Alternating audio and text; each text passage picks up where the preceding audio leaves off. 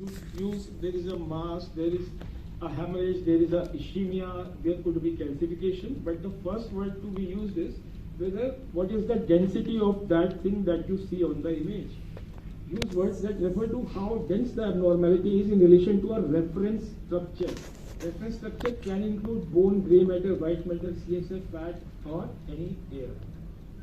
So, firstly, orientation. What you see on your left is the right of patient. What you see on your right is the left of patient. What you see on the top of screen, is the anterior. What you see on the back of screen or the lower part of screen is the posterior. So we have right, left, anterior, and posterior. And this was what I was talking about, the density. This area, as you can see, is hypodense to the surrounding tissues. Coming to the next image here, this area, this is hypodense to surrounding tissue, but isodense to this image. Now these two images, these are isodense. This area, this one in the third image, this is hyperdense to the surrounding tissue. So all the images that you see, try to find out that if it is isodense to surrounding, hypodense to surrounding, or hyperdense to surrounding, and if there are two lesions or two images that you can see whether they are isodense or hyper or hypo to each other. Now that is the crux here. Now what is CT scan? It is a map of density. So on the one hand you have a black image, on the other hand you have a white image. Black is actually not dense, or white is which is very dense or hyper dense. Now what can be a black image in a CT scan? First is air. It is absolutely black or not dense or hypodense to the surrounding tissue. Moving forward, we have CSF, then we have white matter, then we have grey matter, blood, and finally we have bone. So if you try and recollect, we see hemorrhage as slight white, we see CSF as black fluid-filled areas, we see air in or pneumocephalus as black. Regarding white matter and grey matter, it is just a mnemonic to remember. White appears more grey and grey appears more white. So white appears grey, grey appears white. That is the dictum. Some facts about CT scan. Bone is white. Hematomas, they are initially hyperdense or white due to relative density of hemoglobin molecules. Later on, there is resorption of hematoma. They become first isodense and then finally hypodense. Grey matter appears white and white matter appears grey, we have seen, and CSF is a water-filled space, it will be black. What does this image say? So where is the white matter? White matter is at the central location, grey matter is at the peripheral location. So grey is appearing white and white is appearing grey. That is how we look at it. Hyperdense subdural hematoma, sometimes later it is isodense as there is clot resorption, and then it becomes hypodense after 1 month. So that is how we define a hematoma. So what to look for in a CT scan? You look for blood. If it is abnormally present anywhere, like in subarachnoid hemorrhage, you look for CSF spaces. Now CSF spaces usually should be black because CSF is black. But if they are filled with blood, they will appear white. We look for brain, that is grey-white differentiation, sulcal effacement, midline shift. We look at ventricles where there is any enlargement of ventricle. Is there any blood in the ventricle? Or we cannot see ventricle absolutely, it is effaced. So these are some things we look for. We look for bony fractures and then finally paranasal sinuses. So just for caution, we are not radiologists. We are not expected in detailed examination of a CT scan and giving full reports. But yes, life-threatening conditions you should be able to identify in your practice and in your exam. That is the crux here. So moving with that, a little knowledge of anatomy of meninges is there. This is bone, somehow. This is black CSF filled space. Can you identify this? Black CSF filled space. This is the bone. Now if we go into a colored image for the same bone, there is pia matter adherent to the brain tissue. There is arachnoid matter, dura matter adherent to the bone. There is a subarachnoid space which is again filled with CSF. As you can see, it was black in the CT scan. This is a arachnoid space. There is sagittal sinus, falx cerebri, and some blood vessels in between. So that is the anatomy of meninges. Why it is essential to know the anatomy of meninges? Because subarachnoid hemorrhage will be identified in CSF filled spaces. Extradural hematoma will be identified between the bone and dura. Subdural will be identified below the dura. Now that is where it comes into play. Again, this is the bony window. There is an outer table, there is an inner table, there is a brain inside. Brain in general is not seen on this kind of windows. There is a suture line. So this is normal suture line. What is the difference between a suture and a fracture? A suture is generally jagged or rigged. A fracture is generally or typically a straight line. That is all differentiate between a fracture and a suture. So this was all the theory that I have. Now I will show you multiple images. I'm not saying these images will come in your exams, but yes, definitely they will give you an insight of how do you answer images in exam and what other images you can learn from multiple various websites. So what is OSCE? OSCE is designed to test clinical skill, performance and competence in range of skills. It is practical real-world approach to learning and assessment, content and scoring procedures are standardized. Now what does that mean by standardized? The objective is evaluation of a trainee. What is structured? The same problem is and same task is given to every student, which is to be performed in same time frame. And what is clinical? All these tasks, they mimic the real clinical situation. So you will be given a task, you will be given a CT scan, you will be given a task to perform. You need to perform it as you do in a real life. If you can see a SAH, if you can see a ischemic stroke, you can take a decision for thrombolysis. Now that's a real life challenge or real clinical challenge that should be provided in the exam to all the candidates. Same task, same procedure, same time frame, and the markings are standardized. Now that is what is a OSCE is. So a few tips: do not waste your time thinking much. If you know it, you will see it. Be crisp and clear in your answer. Do not miss life-threatening conditions. Always try and define secondary effect of a primary pathology, and ABC is of paramount importance. Now these are few tips for your OSCE exams. Now we run through the images and probably we can be a little more interactive so that we can run through quickly. If I am only speaking, then I will actually delay it and lunch will be delayed. That is my problem. So anyone for this? What you can see here?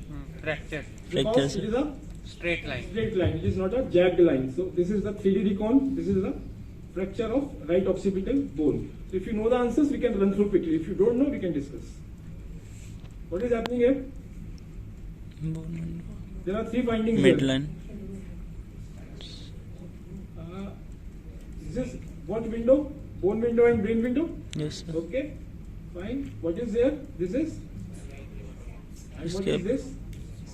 Subdural. Small? Confusion? Yes, sir. Hemorrhage. Something white in a black CSF filled space is? Hemorrhage. Subarachnoid? Subarachnoid. Hemorrhage. So we have a scalp hematoma, we have a linear fracture, it is not a suture, and finally there is a subarachnoid blood. So there are three findings in this image. This is the image of paranasal sinuses. So we have sphenoid sinus here, we have mastoid air cells here, and we have ethmoid air cells here. So we look at these three sinuses. What is the importance here? The importance here is in a basal skull fracture, the sphenoid sinus is filled with the air fluid level. In a traumatic brain injury, mastoid air cells can be disrupted. So fluid air levels in sphenoid sinus signifies basal skull fracture, and in mastoid they identify trauma to middle ear. When you see a patient with RTA, there is a air fluid level in sphenoid, so that's a basal skull fracture, contraindicates RT insertion or anything else. Fine. Known case of hypertension and diabetes, complaint of left hemiparesis and stupor, presents with this CT scan. What are the findings here? Anyone of you can answer this? Bleed, sir. Intracranial hemorrhage, intracerebral hemorrhage. Nice answers, but we started with words like isodense, hypodense, or hyperdense. Hypertensive. Start with the words like hypodense, hyperdense, or isodense. So this is Hypertensive. hyperdense shadow. Going back a little, always try and define secondary effects of primary pathology. Now again have a look. What is happening here? So it's a hyperdense shadow, probably a bleed. There is a lot of perilesional edema. That's a Yes. secondary effect. There is a lot of middle line shift. There is a lot of blood in opposite ventricle. So ventricular extension is there. Can you see ventricle on the left side? There is no ventricle on the left side. So there is ventricular effacement. So if I describe this CT scan, it is a hyperdense shadow. It is a large hemorrhage. Right ventral ganglia is the location. There is a lot of perilesional edema. There is extension to the midline shift, and there is intraventricular extension of bleed. So that's how we define an image in an exam. It is not hemorrhage only. Fine? You get marks for these actually. It's a structured exam mostly. So we have got markings. 1 marks for each answer that you give. If you want to score 1 mark or you want to score 5 marks, it's actually your choice. But it's not difficult to score in these kind of things. Again, hyperdense shadow, perilesional edema, no intraventricular extension, no midline shift. Fine? Moving forward. Same patient, hypertension, diabetes, left hemiparesis and stupor. Same patient again, but a different CT scan. What are the findings here? Hypodense. Hypodense Hypodense. shadow involving middle meningeal Middle. area, distribution of middle cerebral artery. Yes, sir. Fine. And probably ischemic stroke. There is a wedge-shaped region of low density. There is involvement of frontal, temporal, parietal and basal ganglia lobes. Now I think we are accustomed to how to answer. So there is one more question in your exams. What are the early signs of ischemic stroke? You can just take a snap over here. These are the early signs of ischemic stroke. You can enumerate them for the Viva. But for the identification, we can just see this hyperdense artery sign and the loss of insular ribbon sign, and there is one recent or more established sign called as dot sign. We'll just look at the CT scans of these three. Now this is a middle cerebral artery. So this is what we call as dense MCA sign. We have a dense MCA on the right. We have a normal MCA on the left, and this is the basilar artery which is normal. So what does it signify? It signifies acute thrombosis in the middle cerebral artery, which is appearing hyperdense in CT scan or MRI. Now the question arises, as you see something white in a CT scan, you actually rule out thrombolysis because it is a hemorrhage. But dense MCA sign is not a contraindication to thrombolysis, it is an indication for urgent thrombolysis. That is where it is important. It is an early sign of ischemic stroke. So that's a dense MCA sign. This is normal left MCA, this is normal basilar artery. So these are all dense MCA I have just put up so that you can identify dense MCA, left MCA. Okay, these are all dense MCA, they are indication for thrombolysis within the window period. This is insular ribbon sign. What happens is, this is the normal insula. There is a cortex here, thin layer of cortex here, and if you see on the opposite side, this thin layer of cortex is not there. So it is actually very easily identifiable. If you get this in exam, you will have clear insula on the one side and not that clear insula on the other side. Now that is what we call insular ribbon sign. And this is again a recent one described over last 4 or 5 years. So while we were looking at dense MCA, we were visualizing the full length of the middle cerebral artery. Now middle cerebral artery will distribute into different tributaries. Some of will go somewhere and some will go other. So what tributary will go to a Sylvian fissure, it will appear as a dot sign. So it is also called as Sylvian fissure sign or a middle cerebral artery dot sign. It is equivalent to hyperdense MCA sign, and dot sign represents a thromboembolism within a segmental branch of MCA located within the Sylvian fissure. So these are 3 early signs of ischemic stroke which can be asked in exam. They will always give a proper history. Patient presents with right-sided hemiparesis and his diabetes, hypertensive. Immediately a CT scan was done and this was the picture. You can easily identify this dot sign on that CT scan. Patient is a acute ischemic stroke. Then further Viva will definitely go on the management of acute ischemic stroke. This is quite easy. Answer? And Hydrocephalus ventriculomegaly. Again, yes, sir. this is Same, hydrocephalus Same. and ventriculomegaly. What is this? Shunt. Shunt. Tendency to. Good. Who will attempt this one? Hyperdense.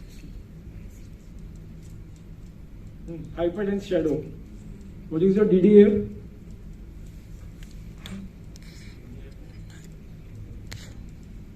Hyperdense shadow. Yes. Good. What is your DD here? What is the DD of a hyperdense shadow? Hemorrhage. Hemorrhage and Calcified Very lesion. so tumor. do you see calcified lesions here? Perilesional calcified lesions. Do we get calcification in hemorrhages, acute hemorrhages? Any mass? And if the hemorrhage is chronic, will it be white? It will be black. It will be hypodense, isn't it? So our first DD here will be a mass Yes. or a Good. malignant lesion along with some calcification in the periphery. So it is hyperdense mass, calcification along the periphery. Differentials include glioma, neurocysticercosis, CNS lymphoma, and finally hemorrhage is definitely a DD, but not the first one. So now coming to a few trauma scans, these are commonly asked in exams. What is extradural hematoma? Extradural hematoma is a collection of blood between the dura mater and skull. It often preceded by a clear history of trauma. Now, why it is important? When you have a EDH oblique SDH, SDH minor trauma can cause SDH, and often the history is not that clear. With EDH, there is a clear history of trauma.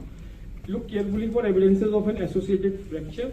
Majority results from trauma to middle meningeal artery, and ICP can rise rapidly and without prompt evaluation of hematoma, brainstem herniation can occur. So this is a neurosurgical emergency. It does not cross suture line as it is bound by the dura mater, and it is a lens-shaped or lentiform or biconvex opacity as seen. Can we identify EDH, all of you? What are the other findings in the CT scan? Fracture. Nemo? Fracture. Which arrow? Pneumocephalus is which arrow? That yellow arrow is actually a scalp hematoma. Pneumocephalus should be inside the brain. This green arrow is showing pneumocephalus.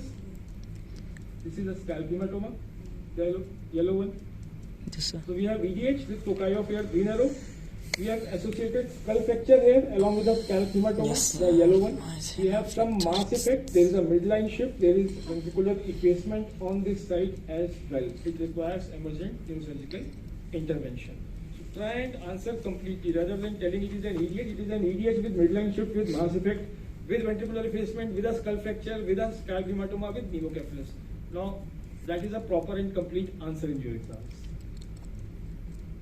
Can we identify EDH? Any associated finding here? Yes, sir. Scalp hematoma is there. There is no fracture. As I can see, there is no midline shift, no cerebral edema. Yes, sir. Okay. Here, Head window, tomato left side up so to. we have a clear EDH here, isn't it? Yes, sir. What are the other findings? So, can you see where I'm getting to? I'm not interested in EDH actually. I know all of you know EDH. But then there are other findings. We need to give that in your exams to score better. Okay? So there is a clear EDH. What are the other findings? What is it? With in a patient from fall from height with direct trauma to left side of head. Yes, this is a coup and counter coup injury. Any more findings? Cerebral edema is there. There is loss of gray-white differentiation. Now coming to subdural hematoma, it does not cross the midline. What we said in the EDH, it does not cross the suture line. It does not cross the midline. मतलब right वाला right में रहेगा, left वाला left में रहेगा. एक midline से दूसरी side में जाएगा, लेकिन midline में कितना भी expand कर सकता है. It crosses suture line. Crescent shaped or concave.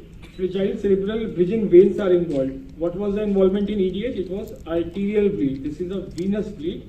Risk increased in elderly and anticoagulated patient. May result from minor trauma. Often no clear history of trauma at all is there.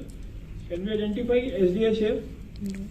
SDH. This portion, this hyperdense shadow along the skull bone crossing the suture line, concave in shape with a history of trauma or anticoagulation. This is a SDH. This is acute, subacute or chronic? Minimal midline with. Why subacute? Hyperdense is acute.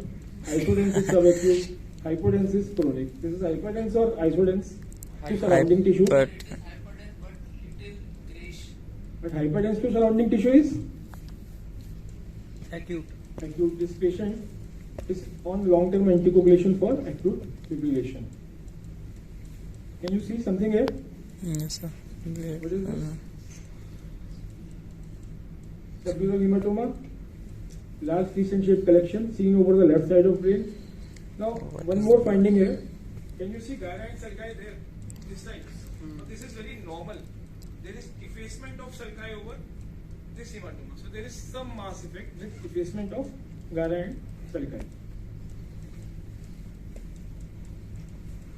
So this is again hyperdense subdural or acute subdural, isodense or subacute, hypodense or chronic. Now this is the timeline for that. The acute one is first or second week. After 14 days it becomes a little isodense, and after 1 month it will become hypodense. Now this is a very peculiar image. There is bilateral SDH. Can we see bilateral SDH? Any problem with that? Okay, there is bilateral SDH. Some area is hypodense, some area is hyperdense. So we have a acute and chronic subdural hematoma. This is what also called as a layered SDH. Layered SDH or acute and chronic SDH. So this is acute and chronic subdural hematoma with both hypodense and hyperdense shadow in between, interspersed with each other. So this is what we call as a layered SDH. So these are again, for just to remind, these are the images. This is the on left side A images. What is the A image? It is the chronic one. chronic, yes, sir. What is B? Acute. Almost isodense. Hypodense. C Yes. is the layered one. Most important. What is D? It is a mixed SDH where there is acute, subacute and chronic combination. Yes. That's D images for you.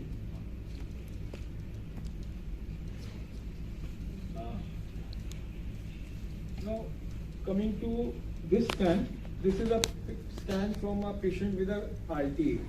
Now what is my emphasis here for you is, if you get this kind of image, what you see in C, what is this image? It is a presence of cerebral contusion is a hallmark of TBI due to damaged leaking small blood vessels, multiple small scattered micro hemorrhages with significant surrounding vasogenic edema are seen. Now this is diagnostic of traumatic brain injury, and these are called as cerebral contusions. They are irregular bifrontal hyperdensities with surrounding vasogenic edema. They are consistent with cerebral contusions. Now what is importance? What is the importance of a cerebral contusion? They tend to expand with time, what we call as a blossoming of the contusion, something called blossoming of the contusion. They tend to expand with time as the leakage continues. So you need, if there are contusions, you need to have a constant neuromonitoring and repeated CT scans to rule out any generation of raised ICP or expansion of edema or midline shift. So that is the value of cerebral contusions. This is a cardiac arrest survivor presented, we not awakening after 5 days. This CT scan was done, although hypoxic brain injury is ruled out by a MRI scan, but somehow CT scan was done, and this is a CT scan after 4 days of a hypoxic cardiac arrest. What is your diagnosis here? There is a total loss of gray-white differentiation, gross cerebral edema. Now this is a very bad prognostic marker. Fine, evaluate for brain death. Explain this image.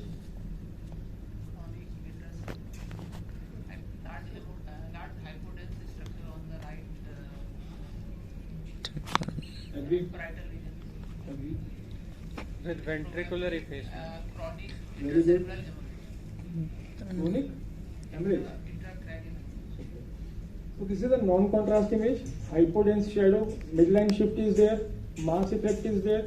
But if you see, the patient presented with clinical features similar to an acute stroke and a recent history of worsening postural headache. So with that kind of a midline shift, which is acute in nature, do you expect patient to present like this or present with a herniation in a comatose state?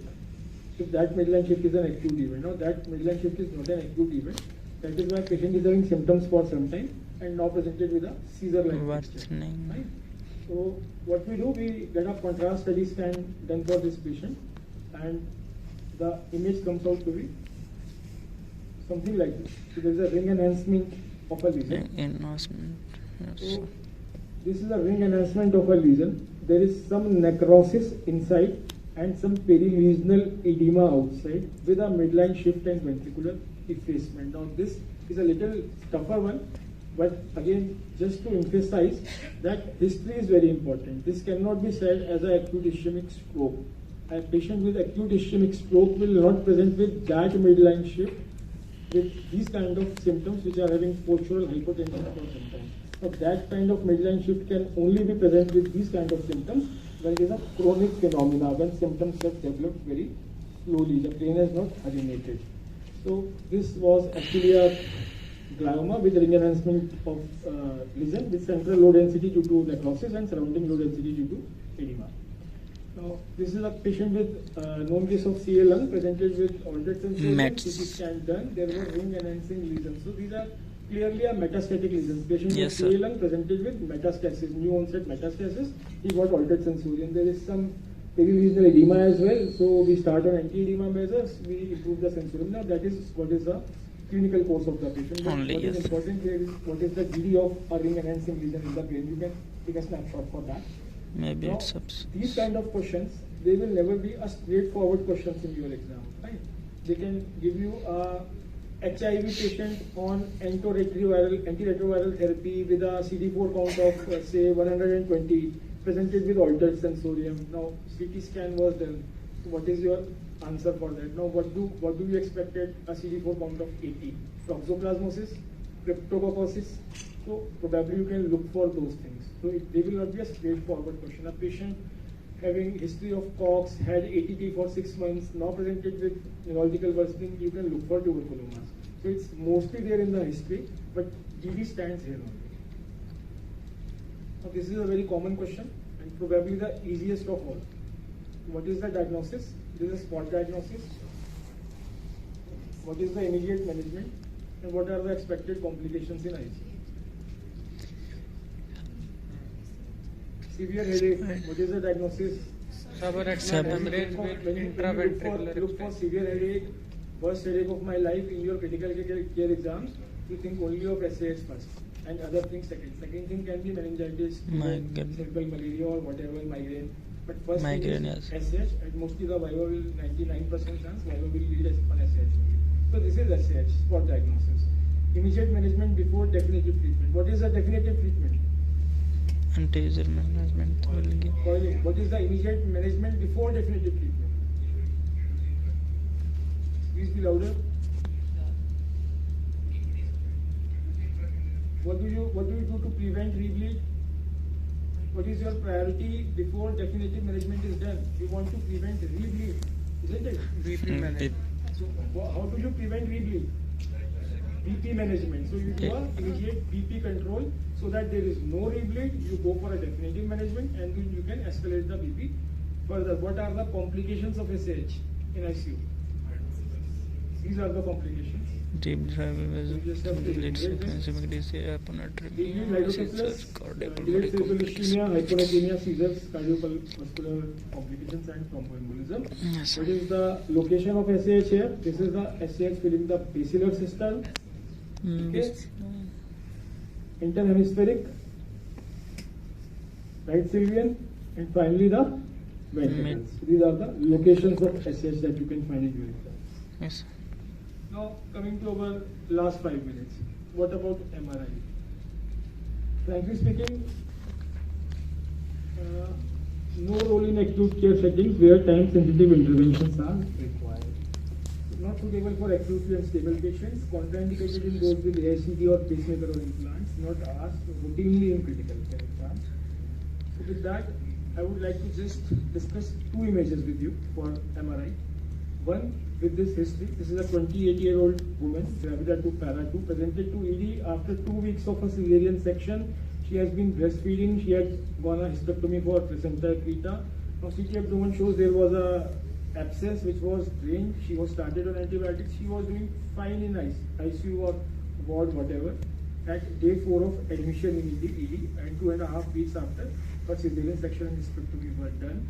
On the 4th day of hospitalization, the patient developed one episode of witnessed GTCS, shortly after resolution of seizure, while the patient was regaining consciousness, she started to report of headache and bilateral loss of vision.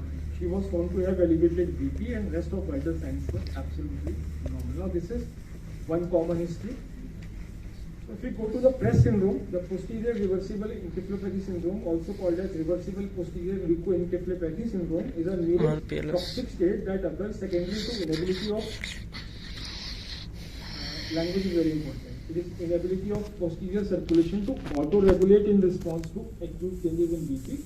There is disruption of blood-brain barrier and there is vasogenic edema. So when this is posterior reversible encephalopathy syndrome, the findings will be in the posterior lobe. One common history is a patient who was pregnant, delivered, hysterectomy done, cesarean done, whatever, history of preeclampsia, and then had sudden GTCS with loss of vision with hypertension after some time. So that is a very classical history for Press syndrome.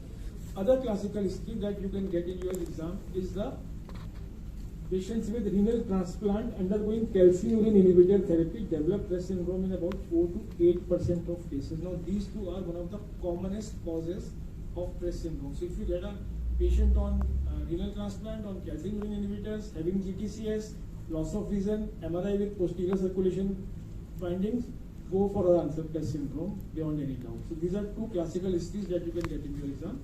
These are the images of Press syndrome. MRI images, posterior circulation is involved, there is vasogenic edema. These are clear images, but the history is important here. And the second MRI that I would like to discuss here is there is a new recommendation in management of acute ischemic stroke beyond 4.5 hours for thrombolysis and beyond 6 hours for mechanical thrombectomy. Now this was a trial, the wake-up investigators. What they say, when a patient wake up with stroke, you don't have the time of exact stroke. There is an unknown time of stroke onset. You go for a MRI both on TWI, the diffusion weighted images, and the T2 FLAIR images. So if you have a unknown time of stroke with DWI FLAIR mismatch, you go ahead with the therapy. So what is DWI FLAIR mismatch? We will show you. Second is this extend investigators. They extended the time period for thrombolysis from 4.5 hours to 9 hours after the stroke onset, when the time of stroke is known. Unknown, known after 4.5 to 9 hours. Then these were two trials, Dawn and Diffuse. These two, they say mechanical thrombectomy can be performed even after 6 hours up till 24 hours. But all these trials, what they considered was a MRI with a DWI FLAIR mismatch. So this is what we call a DWI FLAIR mismatch. We have a hyperintensity in the DWI image, but no hyperintensity in the FLAIR image. Similarly, this side we have a intensity in DWI, but no intensity in the FLAIR image. This is what we call as a DWI FLAIR mismatch. In the below images, there is no mismatch. Both images are looking similar. So when we have an acute stroke outside time window, we can go for a DWI FLAIR sequence. There is a DWI FLAIR mismatch. We can go ahead with the thrombolytic and mechanical thrombectomy therapy. Now, on basis of these trials and these findings, this is the recommendation in the latest stroke management guidelines.